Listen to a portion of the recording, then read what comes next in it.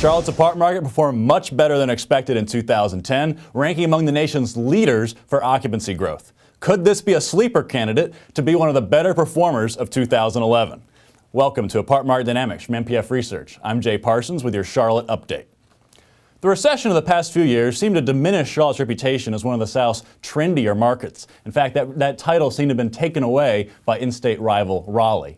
But Charlotte is charging back. In fact, in 2010, Charlotte gained more jobs on net and on a percentage basis than the combined Raleigh-Durham area. And while Charlotte's apartment market has not performed quite as well as its northern neighbor, it's certainly coming back strong. Let's start with the apartment demand numbers. Apartment demand in Charlotte hit pretty much the best levels ever. 5,780 units absorbed in 2010, easily better than any number of the past decade. And when you look at this chart, you see it really wasn't a demand problem in Charlotte or a collapse in the economy as was initially feared when the recession first started, but it was really an issue of bad timing for a big block of new supply to come online. Let's take a look at the supply numbers. In 2010, new supply dropped off to under 3,000 units, still a pretty big number, but not nearly as big as we saw in 2008 and 2009 when new supply totaled 4,000 to 5,000 units while the economy was at its weakest. And that's why overall occupancy in Charlotte is still pretty weak at just 91.7%, but that is up 2.9 points annually. And again, that's one of the better performances anywhere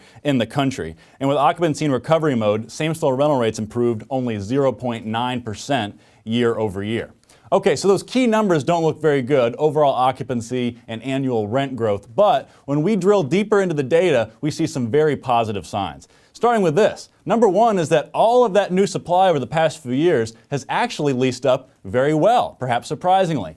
But that demand number the past few years has really skewed in the favor of new product and more upper tier apartments and not so much for lower tier apartments, the more affordable apartments that tend to be linked more closely to job change, especially in key categories like construction and manufacturing, which happen to be the areas that lost the bulk of the jobs in Charlotte during the recession. It wasn't banking, it was construction and manufacturing, and that's why, as you look at this chart here, occupancy in older apartments is still pretty weak. You see the 2000s era apartments that are stabilized as well as 1990s era properties both had rates around 94% as of year-end 2010. 80s stuff just 90.6%, and product built in the 1970s was below 88%. So at this point, the top end of the market is well along in the recovery process. There isn't a glut of new vacant product on the market as was initially feared, and it wouldn't be surprising to see the top half of the market record significant revenue growth in 2011. Charlotte just could regain trendy status. That wraps us up for Charlotte. Until next time, for Apartment Market Dynamics at MPF Research, I'm Jay Parsons. Thank you for watching.